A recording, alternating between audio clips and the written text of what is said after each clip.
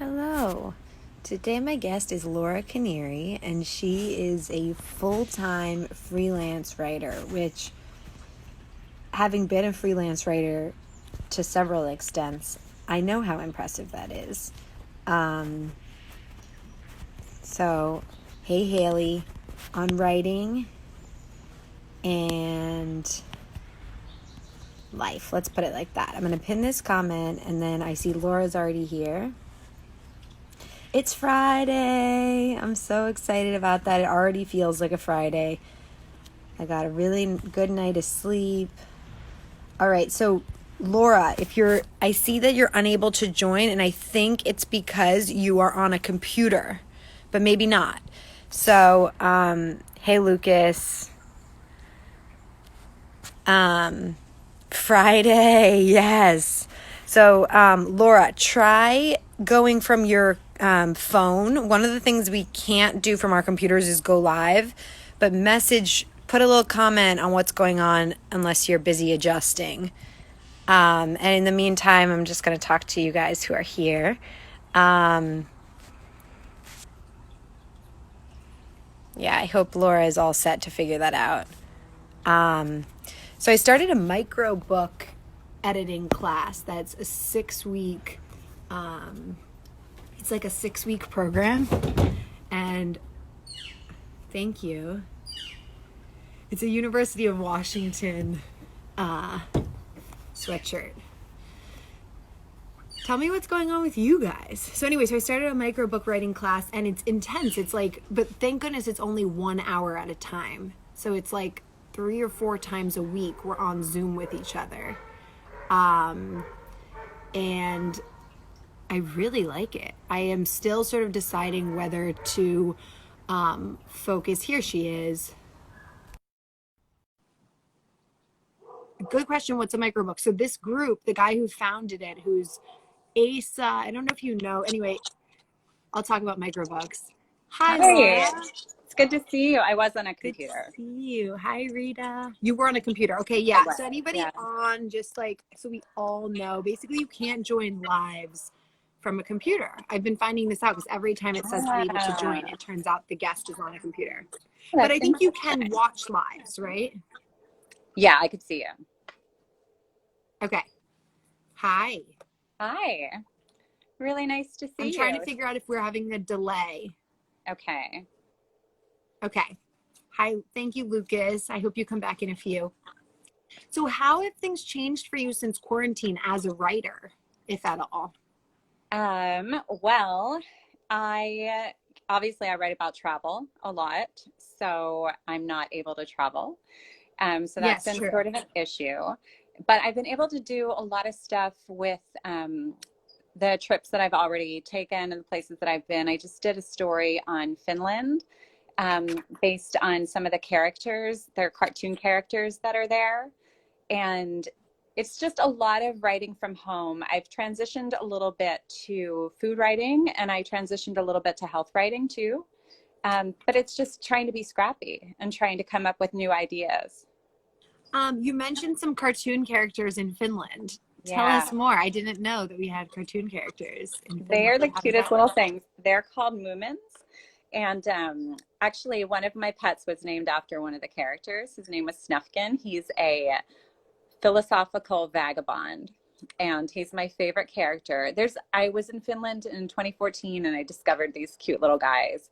I'd never heard of them before, and then I saw they were all over the place. They look like they're trolls, but they look like hippopotamuses. And is it a show, or what, to what extent, like, what platform are these on? It was a cartoon. Well, it was a news, like a cartoon in a newspaper, and then there were books for kids. And then it kind of branched out. I think in Japan they did a show about them. And then now there's a Moomin world in Finland, and there's a Moomin museum, and there's a Moomin cave where you can see ice sculptures. It's just really fascinating to me. Cool. How do you spell it? Moomin. Okay, very cool. And so you are writing an article about that subculture? So I just finished an article for Trip Savvy, and it's an article on what you can learn about the Finnish people through Moomins. so cool. Love Yeah, it. it was really interesting. So you said you started doing a little bit more food writing since quarantine. Yeah. What, as someone who's done a little bit of food writing, what is different for you about food writing than the other subjects you cover? You know, I think food writing for in a lot of ways is easier for me, just because I love eating everything. And BBC actually reached out to me and asked me to do a story on sourdough bread when this whole thing started, which was really an honor for me and to research the history of it here in San Francisco. But I've also been doing cooking at home stories that have been really interesting because, somebody will say to me, you know what, in quarantine, like I feel like I'm making all of these lunches and I'm not seeing articles based on lunches. I've seen all these different dinner things. And so I'm looking for fun sandwiches to write. So I pitched an article on that, and that's what I'm writing now. So it's just fun stuff. Nice. Yeah. What did that email look like from the BBC asking you to write about sourdough bread? And like roughly what date did that arrive in your inbox? That literally was the same week as I think as our lockdown. So I think it was the week of the 16th of March. And it said BBC opportunity, and I kind of thought it was a mass email, and it just was a message to me from one of the main editors and said, would you be interested in writing the story on sourdough bread? Because I had just done a story on San Francisco for them, and they know that I'm based here and that I've lived here for 25 years. So I said, yeah, of course I would. But they needed it turned around really quickly. It was great. It was a great opportunity for me.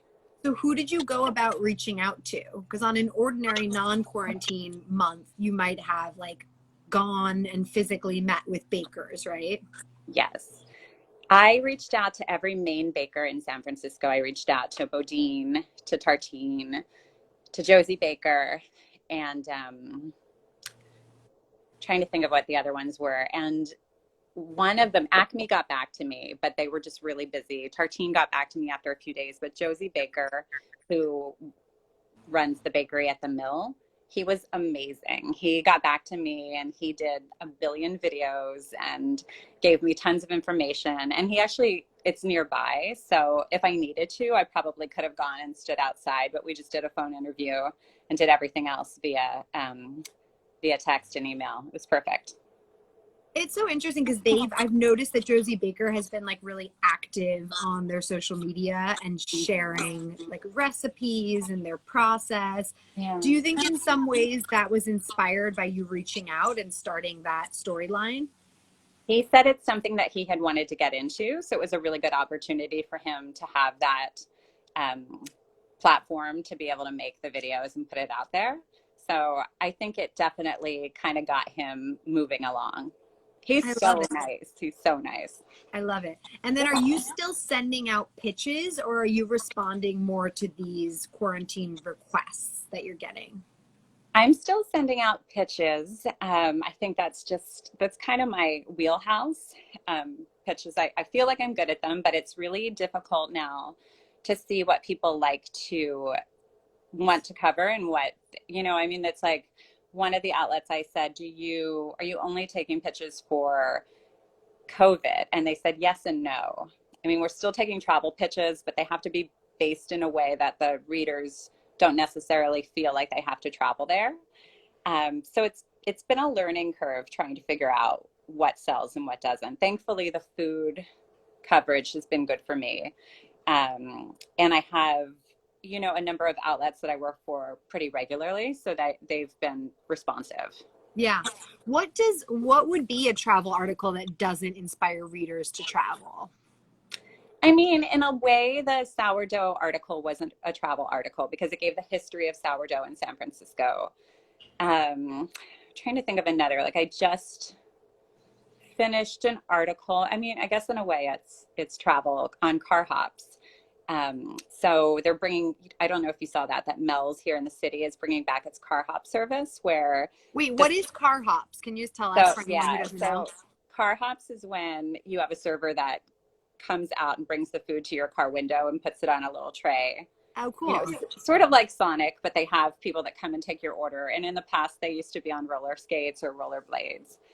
But now all over the country, they're coming back. And so it's kind of been this really cool resurgence. And so I did it because of the outlet I was writing it for. I really did the history of car hop service. And then spoke to people that have brought it back. Like there are a couple of restaurants in Wisconsin, and there's a restaurant in Mississippi that I had visited before, so I knew about it. And they have had car hops for a while. And so it was just whether or not COVID, because it's a way to kind of get around not being able to eat in restaurants. Mm-hmm. Yeah. You know? Yeah.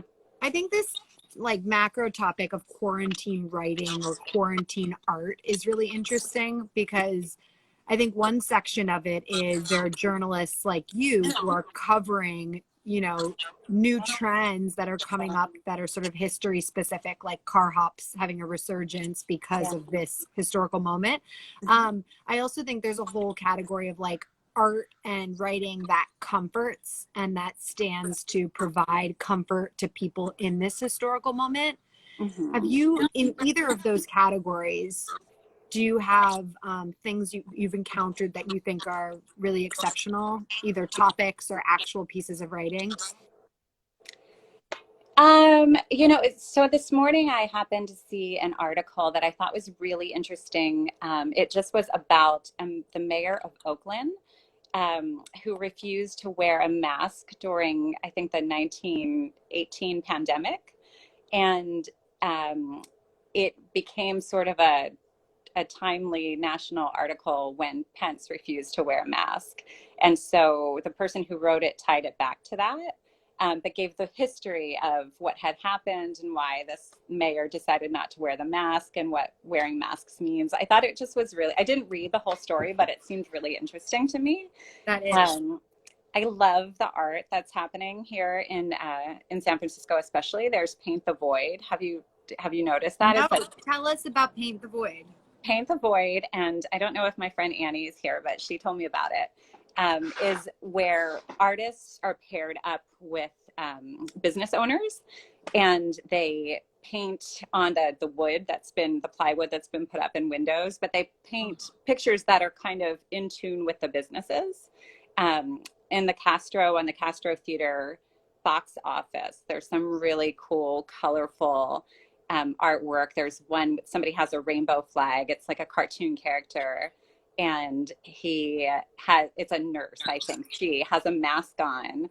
So she's the nurse and she looks kind of tired. And then she has her rainbow umbrella over her. It's just really, and it's so bright and colorful. I love it. Cool. Yeah. Right before you showed up, right before I came onto this live with you, I was in like a micro book writing class that I've started, which is 6 weeks long. And I realized writing to them that like micro books are something that this group invented. Like it's not a term you really get to find online, but it's books that are like 20 or 30 pages in length. Okay. And the idea behind it is that a lot of books at that length have been successful. And the person running it is a friend of a friend. And it made me want to ask you, have you done any writing courses that have been helpful to you, like either in quarantine or beforehand? First of all, that sounds really cool. I really love that idea. When the quarantine first started, Paula Darrow, who used to be the personal essay editor for Self magazine, started doing a free weekly course that I took maybe 2 or 3 times, which was really cool for me because I've always wanted to get into personal essays. And I've always actually wanted to write for Paula. So it was nice because there were about 30 people in there and I was able to share what I wrote online. So that was cool. Is she still doing that? No. She started it really quickly. I think it was one of those things, not knowing how long this was going to last. Yeah. And just didn't want to sustain it for the whole thing. Like she's like, I could do like 2 weeks of free stuff, but I think it was just a little difficult. Yeah. Especially if she still has a full-time role. Right. Yeah. So But yeah, in the past, I mean, I took a writing class when I first started out, and it was sort of a writing for all different genres. So it was one week we did fiction, one week we did new journalism, one week we did poetry. And it was really great for me because it helped me figure out what kind of writing I like to do. I mean, people, you always tell people, oh, I'm a writer. And everybody can, so many people have writing in them and they do different kinds of writing. Yeah. But you can almost tell, you can feel what feels right to you. I mean, I was doing fiction and it didn't feel right to me, but creative nonfiction feels good. Where was that course that you took? It was at UC Berkeley. Okay. And was it like extension program? It was, yeah. Okay. Which it has a reputation for being expensive, but it was a long time ago. Good. But it was worth it. It was worth it. Yeah, yeah. Have you taken any courses at the California College of the Arts? I haven't. Okay, because I just took an interior design course there and I really loved it. Yeah. And it's like $300 for a semester. And apparently the MFA writing program and the writing standalone programs have a good reputation. So I don't know what they're doing virtually, but any other writing programs that you have heard good things about, whether it's in the Bay Area or anywhere else internationally? God, I don't really know. I have, thanks to somebody who I did see logged in here, I have a subscription to Masterclass. Oh, you do? I do. I'm so lucky. A friend gave me their, it's buy one, get one free now. So somebody gave me their free one, which was amazing. But I haven't taken a class yet, so I'm not quite sure how they work. But I'm excited to figure that out. That's very exciting. Yeah, I was so happy. I want to hear how it is. They've managed to secure a very strong reputation, I think. Yeah. Everyone sort of like agrees that it's expensive, but the people who have it seem to like it. Yeah. Yeah, I'm wondering if he's here, if he can. Jimmy, if you're here, tell us what you think of it. What does that feel like? You talked about like being in that course at Berkeley where you tried out all different genres and you found that fiction wasn't really feeling natural to you, and then creative nonfiction really was. Yeah. What is that feeling of writing and knowing that this is the genre? How does that feel?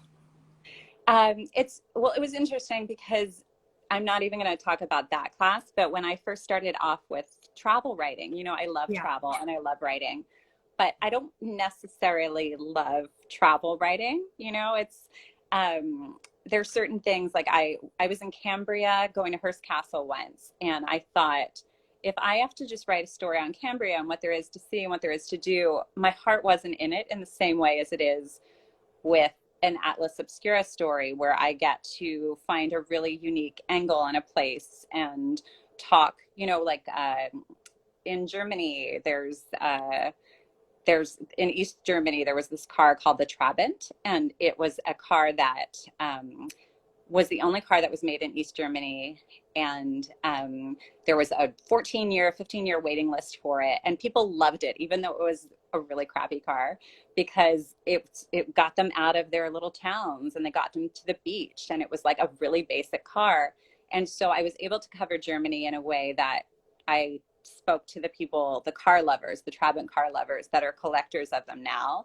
And it's just like a whole new way of looking at a place that connects with me. We're just looking at a place and saying, oh, this is what you should see. This is what you should do. I just felt empty. Yeah. In a way.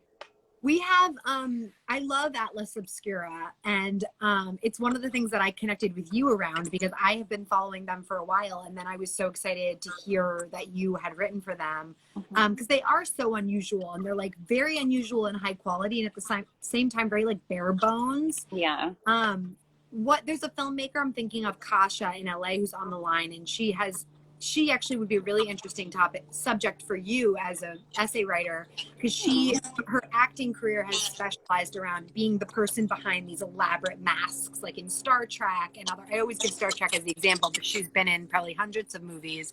But I think of someone like her, she's a filmmaker. Is Atlas Obscura accepting film submissions, or are they only an editorial writing space? I don't know. I honestly don't know. They're really, really good at getting back to you, though. So if you just went to the general Atlas Obscura email address for pitches. I think it's like or pitches at atlasobscura.com, and ask them. I Yeah. think they'd get back within a week.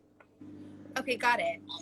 And then, if you don't mind, like, can you tell us sort of, it might be too personal, but like, of the publications you've worked with, you know, like people who are trying to make a career like yourself, full time on writing, like Yeah. they want to know sort of which are the places that actually pay well for writing, which are the places that we can expect will come back and say like, hey, we can take this for free, but we can't pay you at all. Can you give us just a little bit, as much as you feel comfortable, of the landscape of publications that you've seen and worked with? Yeah, I mean, I've never worked for, when I first started out, the first clip that I ever got was for Bust Magazine, which I really love and respect. And it was a small piece and I didn't get paid anything, but it was, you know, my byline in a magazine. So I was thrilled with that. Yeah. But since then, I've never not gotten paid. I think the airline magazines, when there were airlines flying, Yeah. paid really well. The AAA magazines pay well, and they're reliable. These are places that, you know, when I worked for American Way, they came out twice a month. So to me, that was really wonderful. Right. Now I do a lot of writing with BBC, with Atlas, and with Smithsonian. And I think what I love about the three of them is that they have longevity and they can withstand something like this because they're varied. And I think as a writer, it's really important to, not even pay wise, but to get into those publications that offer you lots of different opportunities Yeah. to weather something like this. You know, it's nice to have a niche, but it's also really nice to be able to visit a place or meet a person and maybe even get multiple angles or multiple stories out of something. I don't know if I'm saying that right, but yeah, I mean, there's a lot of, if publications kind of put a lot of stuff out, if they're a website and they just have a lot of stuff coming every day, then chances are maybe they're not paying that well. But it really depends on how you work. If you can get things out really, really quickly, and you just want to get your name out there and produce a lot of stuff, then it's not a bad thing to write for a place that doesn't necessarily pay super well, but will give you more work, you know. Or I don't know, you could write for a place that has maybe six issues a year, pays really well, but there's not as much opportunity. My friend Minna, who writes mostly for Glamour magazine, she was talking about pitching to the New York Times, I think it was. And she said that when she sends out a pitch to someone like the New York Times, she can't send it anywhere else. Yeah. Where does that rule start and end? I mean, I really think that when you're pitching a place, they want to know that it's the right fit for them, and you want it to be the right fit for them. So really, you should only be pitching one place at a time. I mean, if you don't hear back from them, you can just switch the pitch up and send it to someplace else. But I think it's really important to know who you're pitching and to kind of give them a heads up. You know, if you don't hear back in a week or two and you follow up and you still don't hear back, to say, listen, this is a timely pitch. I'm going to send it off somewhere else if I don't hear back from you in the next 24 hours or something. Got it. Yeah. That's good advice. Yeah. And then, like, part of this course I'm in is just getting people into the habit of writing. And I think of you as somebody who could potentially help people get into the habit of pitching. So can you tell us, like, if there are other people on the line like myself that have like I feel like I've pitched probably 5 times in the last like 2 years, and like even four like non-responses, and then one response that's like, oh, we might get back to you, or can you send us blah blah blah, that can be discouraging enough in my own experience to just be like, pitching's a waste of time. And you combine that with an understanding that like having your stuff, you know, being a journalist is not lucrative anyway, and blah blah blah, and all of a sudden you're in like full-time communications roles. So what I'm saying to you, what I'm asking you is, what is a healthy pitching habit? Like, how many times a week, if we want to start to develop our habit of pitching, when do you feel you're in a really healthy place? How many pitches are you sending out a day or a week? Well, I think it's really important when you're first starting out to send out a lot of pitches, because it is a game of numbers, and the more pitches you have out there, the less stretched you'll be when you get no responses or a bad response, and the chances are bigger that you're going to get a good response. Um, and also, I think the best, like if you're starting off and you're doing that, say you get two responses that are like, yeah, we want you to write the story. You keep following up with the other places, because I think what's most important more than anything else is to establish a relationship with them. Like with Smithsonian, it took me 6 months of following up before they said, fine, we'll give you an assignment. And that was 9 years ago. But it was this thought of like, okay, that's my longer process. And these pitches are my shorter process over here, something that I can turn around really quickly. So I would say in the beginning, start with, I don't know, if you could do like 5 a week, that would be really cool. It's what I try and balance now is working on the stories that I have, getting pitches out there so I know that there's something that I can follow up with. Yeah. It's just this balance game that sometimes I get behind. Sometimes all I want to do is pitch. And so I don't even want to work on the stories that I have, because then I Yes. have all these ideas. Oh, you're getting me excited. You're reminding me about like this possible future, of Yeah. being, because I mean, I end up doing it with other aspects of my life. It's just so fun. It'd be so fun to be a full-time freelance writer. I mean, so fun. I just never relied on writing for my income. I always felt too cynical for that, I think. I mean, I did Yeah. at times, if I was on a Yeah. staff.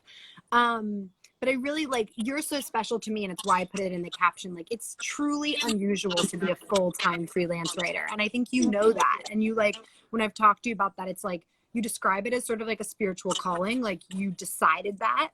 And then at that point, there are certain hurdles. Like you're going to have to put up with a certain level of discomfort and Yeah. ritual and discipline. So I just want to say how much I admire you. And then let's get a couple questions from your fans. Kasha in LA asks, have your pitch response timelines changed during quarantine? They have. I actually feel like I'm hearing back quicker from some places, and then other places not at all. I mean, there are some places that have stopped doing freelance altogether. Um, I feel like I follow up more frequently during quarantine, because people are juggling so many different things. They're not just in the office, but they're juggling their families and things like that. And I always just do a really polite follow up and just like, hey, just in case you didn't see this, because I'm constantly trying to think of ideas. And a lot of these things, because they're COVID based, they're really timely. Yes. So you have to keep making sure if somebody doesn't want it, to get it someplace else. Yes. So maybe because I'm following up more often, I get quicker answers. I love that response. Like some places are following up more quickly now because maybe they're a little bit more on their email. Other places just not at all. And you get the sense maybe they've folded or they have furloughed. Michelle asks, she says, good to know. Thank you. I made that mistake. We waited too long on a timely pitch and I lost out because the time passed. So I think she's saying that your point about a week later, say, hey, I'm going to have to move on after 24 hours if I don't hear back. Yeah. Another question, are magazines dead in physical form? Is online the new way? I am an optimist when it comes to all of this. To me, I don't even kind of think in terms of online and in print. I just think in terms of where will this fit and what can I find? Um, I I don't know. I mean, I think magazines are always going to have a place. Online is great because there are more options, and a lot of times it's easier to break into an online section of something. It's say like outside or something. You could do outside online and then go into print. A lot of times they're completely separate. Popular Mechanics had completely separate editorial teams.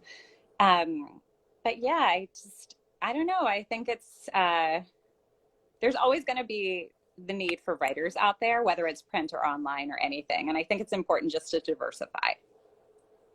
Can you break down what a pitch, like a first email pitch, looks like from you? Let's say it's a new magazine you're interested in. You don't know them, but you have a specific article in mind. What would that format of that email roughly look like, from subject line to signature?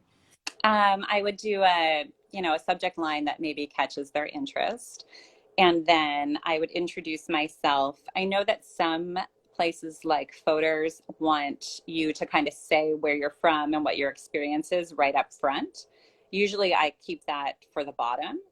And then I would do just a, hey, this is, this is who I am. I've got, 15 plus years of freelance experience. And here's an idea that I think would be perfect for you. And then I do the headline and just do a little bit of a grab at the beginning and then flesh out maybe a paragraph or so to tell them, what I'm planning to do with the story. And Okay. then kind of say how I think it's gonna look or who I'm gonna interview and things. Cool. Yeah. Did you do a graduate school program for writing? Can you just talk to us a little bit about your education? Did you study English in college? Did you go to college? I so I took a creative writing class actually in high school that my teacher had been my English teacher, and the next year she's like, how were you in my English class? And I didn't know you because English actually I'm not that great at spelling and I'm much better at math, but I'm much more creative. And then I went to college, and my freshman seminar teacher, we did a lot of free writing, and he's like, I think you have a talent, we should do something with this. And then I took 9 years to get through school. So I moved, that was in Maryland, but I moved out here to San Francisco. And I wanted to go back to school for creative writing, but the classes were at night.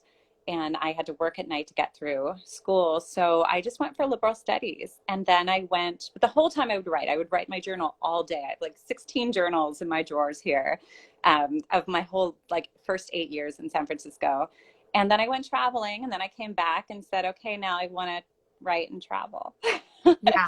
And people thought I was nuts. And so I basically shut everybody out except for my boyfriend for a year. And I started off with a guidebook to New Jersey that they turned me down for 3 times before I kept applying, and they would turn me down. And this was over a year. And finally I said, I'm going to be at this conference that you're at. Can I talk to you? And they said, yeah, why don't you rewrite this book proposal? And finally, they just gave it to me. And so your first piece of writing that you got paid for was a guidebook to New Jersey? A 500 plus page guidebook to New Wow. Jersey. That's Yeah. an incredible story, right? So the people who signed you for that, they knew that you had not published anywhere yet at that point. They did. Well, they were like, we can't give this to you. And so I got an internship at a place called Traveler's Tales. I took a photography class because I had to take the pictures. I kept sending them writing samples. I got a small clip in Sunset, really small clip. And I just was so persistent because I didn't know what else I could do. So finally they said, all right, we'll do it. And then they offered me the book for Northern California, but I didn't want it. I just wanted to do New Jersey. That was it. I love it. I want to show you. So I have this. I also am someone who's been filling notebooks since I was a child, right? I love writing and notebooks. This is one that I've liked recently. It's it's so soft, the pages, and it's by this woman, Lee Patterson. It's called Moonless, and they do little prompts untangle the issue, rearrange something. It's take a recent inventory, and it's a sight, a smell, a sound. Have you enjoyed over the years any notebooks that give you prompts?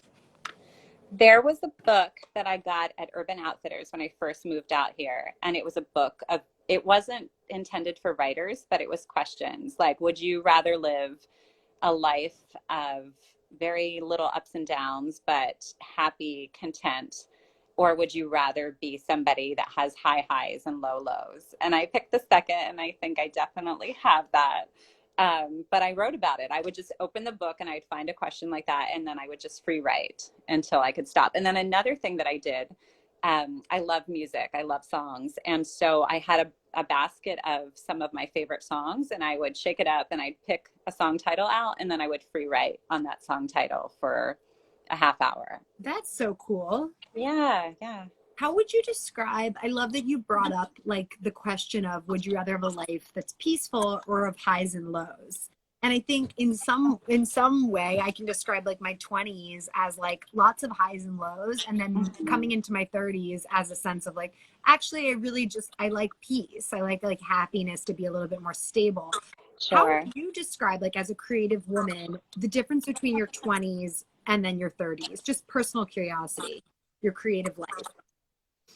I think in my 20s, I think it took me a long time to believe I could actually do what I wanted to do. So my 20s were all about kind of getting to that point. It took me until I was 29 to finish college, and I was waiting tables to get through. And I moved out to San Francisco from New Jersey, so it was a whole different world for me. And it was just a lot of finding out who I was.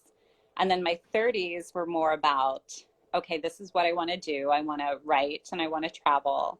And to do that, I can't even afford to go out and get a beer. Like, I am so broke and I need to just kind of focus on anything I can do. And so I went for the experience first, and then I went for the human life experience, and then I went for the work experience second. And now in my 40s, I can combine both of them. That's so fascinating. So the human life experience is sort of how you describe the 20s. Then the 30s were like reflecting on that or processing it, or work became the first priority. I think I was really like, if you look at my 30s, I literally was just indoors doing my thing, trying to get, when I wrote the guidebook, I didn't do anything for the whole year except for go to New Jersey and visit places, but I didn't see my friends. So it was a lot of like figuring out San Francisco, like enjoying the area in my 20s. 30s were more, okay, this is what I want to do. I'm going to have to make sacrifices to do this. And now it's all combined. What I'm starting to find so amazing about you, which just like I'm connecting it to previous conversations I've had with you. In some ways, it seems like you're great at managing distractions. So I see you as like at some point you decided that writing and travel were going to be your priorities. Mm-hmm. How did you manage the other desires you had that would kind of flash in? Probably not so well. When I started to do like the book and everything, I had a really hard time because I wanted to see my friends, and a lot of people would say like, when are you going to get a job? And I'm like, this is my job, friends and family both. And so I just kind of had to unplug my phone and not return calls and just literally shut everybody off and just kind of do whatever I needed to do. And that helped you to like reset and set up a foundation that now is like the base of your life. Yeah, I think that, a lot of times distractions come in and I'm very susceptible to them.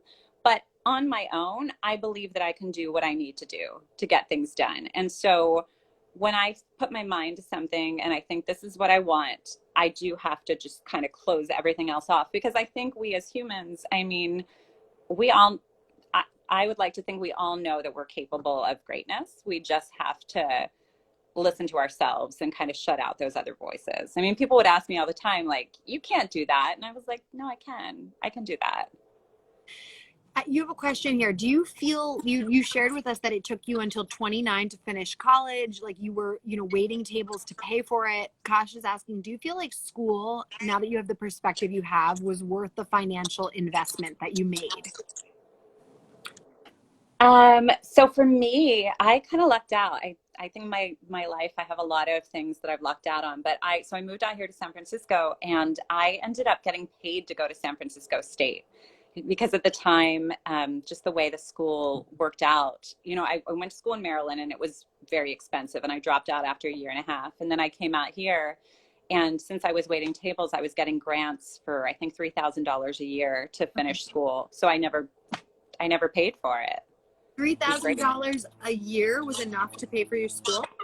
The school at San Francisco State was really inexpensive, and then I was waiting tables through the whole thing.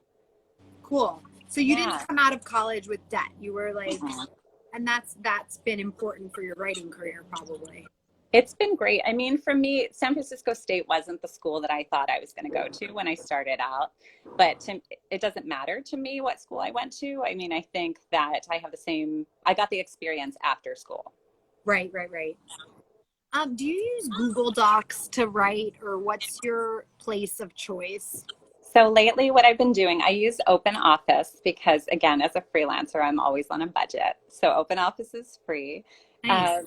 And then I've been putting it into Google Docs after that. I've been sending it to myself and then opening it in Google Docs, because Google Docs has a better spell check and a better just system to kind of see if words are correct and things like that. And then I like to look at my stories in different forms because you'll catch things more often.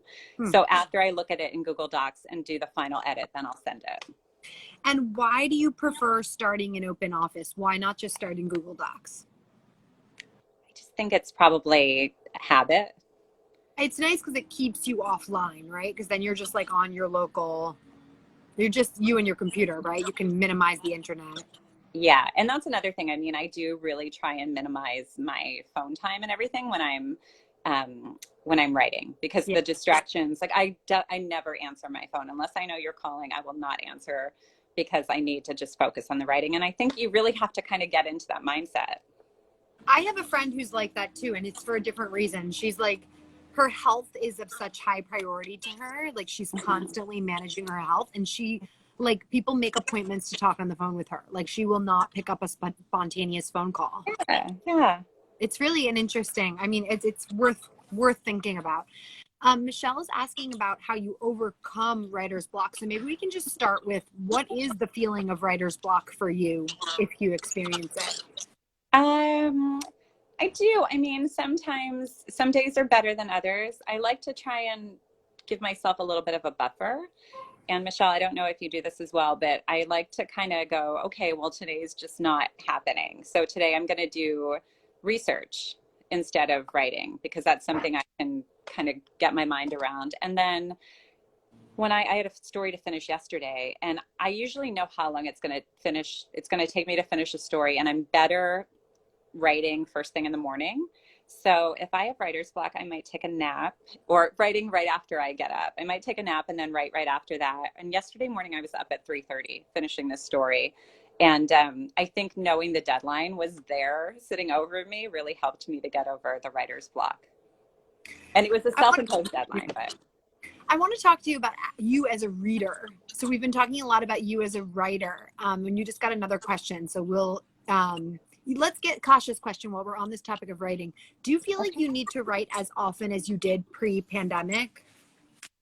actually, I don't because I was traveling so much pre-pandemic. And so that took a lot of time away from the writing. So now I have a lot of time to just kind of walk in Golden Gate Park and get outside and just kind of take care of myself. I think it's been, in a lot of ways, it's been kind of good. I could probably write more. I could write more and I could try and make a lot more money, but I feel like I'm spending a lot less money because of the pandemic. So it's nice to just take that little bit of a break and write when I have a deadline, but when I feel good about writing. You know, I want to ask you this actually, and it's a little bit personal because it's about financing and budgets.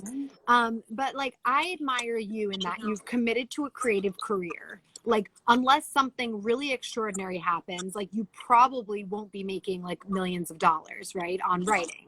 It might happen. We hope it does. But like, I think what's so incredible is that you commit to it regardless, right? So that makes you have to adjust. So like, the fact that you have been able to sustain this and that you have like a healthy, balanced character, personality, lifestyle shows me that you are creating some kind of budget for yourself. So can you tell us like a little bit about how you budget, what you find is like worth spending money on and not, as somebody who has a lifestyle as a writer? I don't spend a lot of money on a lot of things. There's a couple people on here right now. We were talking the other night about buying things during quarantine and like going into Amazon Prime, and I have not bought anything. I mean, nothing Wow. at all. And I've been really good about spending money at the grocery store and everything. I live very, very sparingly. You know, I don't have a car. I walk, or I bike places.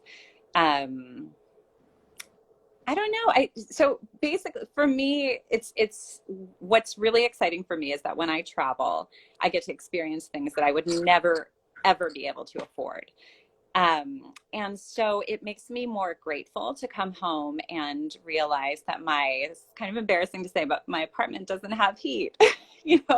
Like I'm okay with that because You're in San Francisco for one thing. well, because I'm in San Francisco for one thing, but also because I wouldn't need all of that amazing stuff all the time. When I experience it, I really appreciate it. And I think it's just so phenomenal. And I appreciate it because I don't have it. And so when I come back to my regular life, I just feel like I like to eat out, and I don't drink, so I don't spend any money on that. Um, I don't know. I mean, I right before the pandemic, I was spending money on going to some theater shows and just like really kind of spending time with friends in a good way that's like I would spend money on theater shows, or I would spend money Yeah. on comedy or something like that. Yes. I love what you said about, when you travel, you get to experience things that you would never, your words were that I would never experience in my normal life.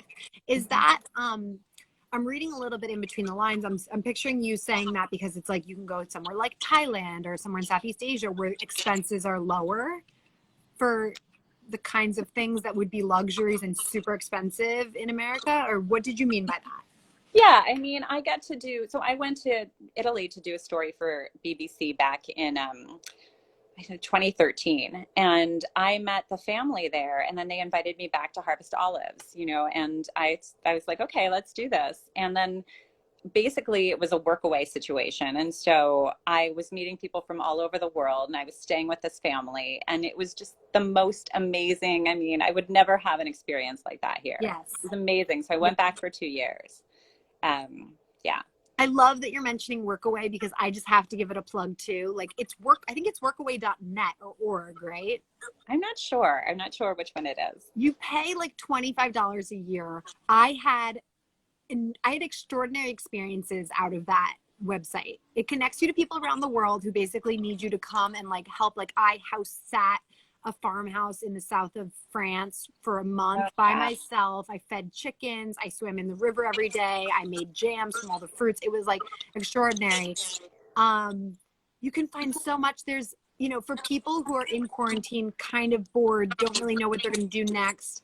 I do recommend you get on it. You can work at onsens in Japan and be in sauna culture. There's just an amazing range of things. Yeah. And I would be surprised if it slowed down much because of COVID. I think people are still asking for help, especially in places like South America where there's not so much affect yet. Yeah. So what do you read? What do you read daily to start with? Like, are there newsletters or Instagram accounts that you make sure you check every day? There's not. I mean, I just kind of basically I think about things that I'm interested in researching, and then I just go and find stories on them.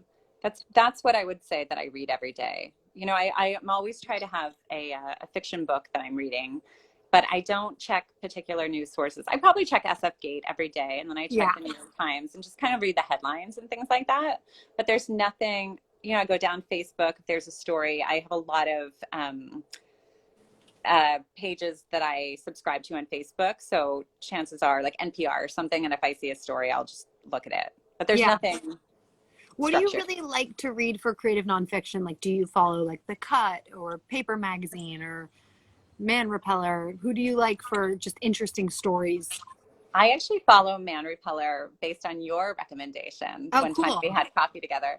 And then I follow Medium. So I get Medium in my inbox. Yes, my so friend Sierra loves Medium. She looks for it and she's like, it's amazing. Yeah. Cool. That's definitely. You said you read a fiction book all the time. So which fiction book are you reading right now? That is a really good question. As soon as I said that, I thought, what book do I have? Yeah, that's fair. No. You're not. I mean, always is really a relative term. We use it sometimes. No, there is a book that I have to the side that I can't remember. I just finished The Sympathizer. It's Oh yeah. Eugen. Yeah, it was good. Yeah. Is that is a very heavy book, right? Isn't it about like wartime refugees something? Yeah, I like heavy books. I really like books on East Germany and the Cold War and Soviet times. Nice. So anything like that. But the Sympathizer was a little bit heavier than I expected it to be. People love it. It was good. It took me a long time to read it, though. My roommate and I were just having this conversation because we were talking about whether you should, if you start a book and you're not into it, if you should continue it. And I was saying that I used to just go through it, but now I put it aside because, when I first started The Sympathizer, I wasn't into it. But then when I picked it back up 2 years later, I was. Oh, nice. Did you start from the beginning again? I did because I forgot. I started a book on Kindle by Nora Ephron called Heartburn. and it's so good. I And then think I've heard of that. I finished like 15 pages of it, and now it's like they're asking me to pay $12.99 for it, and I'm like, so I'm like reading other books that I want to read less because I don't want to pay for it. Because it's like so Yeah. many of us have free books sitting around in our homes. Yeah, that's why I picked up The Sympathizer again, and it was worth Yeah. it. Yeah. Kasha, who asks, and she has an Eastern European background, she asks, are you a fan of communism? I'm really interested in just the history of Eastern Europe and of Soviet times and everything. I don't know. I don't know. Like I don't. I just. I'm really interested in just um, the differences between what that is and what this is, and ways that everything can sort of blend together. I mean, even when this started, I kind of all I could think of was like, in East Germany, they never had food on the shelves. What are we thinking? Like, we're so used to having our food on the shelves. Like, what can we do with this? Is there a creative way to kind of find what we can find in the grocery stores and make it work for us? We're not the first people that have had to deal with things like this. What is the book you're dying to read? Like, what would it be about? What kind of mood would it be? If you could just create a book for yourself right now to read, what would it be? I would want to read something that was more history on Eastern Germany. I think I'm just really, really fascinated with it. I don't really know what the mood of it would be. I just kind of want to learn more about what life was like there during during the time of the wall. When I was in, so we were talking about Workaway, and one of the girls that I met in Italy grew up in East Germany, and I've stayed with her family the past couple of times that I've gone to Germany, which is another great thing about Workaway. You get to meet these people. She lives in Berlin, so we stay together, and then I stay with them, and they tell me all about what life was like, and it's just the most fascinating thing to me. I really think you need to speak with Kasha. I Um, think I met Kasha. are you Um, serious? Wait, is she from Budapest? I don't know. I want to scream to Steve, my boyfriend, because she is his sister-in-law. And Oh, no, maybe not then. no, There was okay. somebody at your Friendsgiving Oh no, that, she wasn't there, unfortunately. She would okay, have been there, but it was a little too soon. And but she's asking, did you watch Chernobyl on HBO? I did. She's Yes. from Poland. She grew up in communism and got butter for my birthday. I really think the two of you would have a lot to talk about. So I'm Yeah, I'd be hoping that really she interested. DMs you. Okay, good. Okay, good. Um, Favorite books of all time? Like, which books have kind of changed your life, or just that come quickly to mind when you think of favorite books? That's funny because we were talking about that earlier today too. I was saying that when I read Crime and Punishment, I absolutely loved it. Then I went back to it and I had a hard time getting through it again. So I don't know. Metamorphosis, I loved. There was a book called Monkey. It's a Chinese book that I read when I went back to school at SF State that I have on my bookshelf now. I can't remember who wrote it, but I thought it was the best book ever. Um, a friend and I think she's on here too, we were talking about Olive Kitteridge as fiction goes. And I just really love that because I love that connection of you could walk past somebody and somehow you're in their life, or you could change their life in some way without realizing it. Love it. Who are your favorite creative nonfiction writers throughout history? Well, the person that really got me into new journalism and creative nonfiction in general was Tom Wolfe. When I started reading his stuff, I think it was the electric Kool-Aid acid test. I thought it was pretty amazing. I think it's because it's based in San Francisco, and um, I found it so interesting. I actually, to be honest, I mean, as somebody who loves creative nonfiction, writing it, I love reading fiction. So Yeah, most of my favorite writers are fiction writers. amazing. Um, I want to be sensitive to your time, and I know that you've already given us a lot of it. So, is there anything else you'd like to say to this group of fans and fellow writers who are in different stages of our creative lives during quarantine?